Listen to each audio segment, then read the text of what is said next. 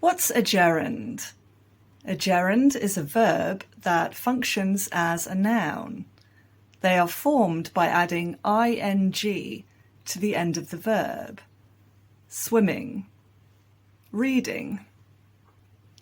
But how can you tell if an ing verb is acting as a noun or a verb? Well, it's actually very simple. Gerunds tell you what something is. They can be replaced by the pronoun it, and grammatically speaking, the sentence will still make sense. Swimming is good for you. What is good for you? Swimming. It is good for you. We know this is a gerund because it can be replaced with it. She is swimming in the pool. She is it in the pool?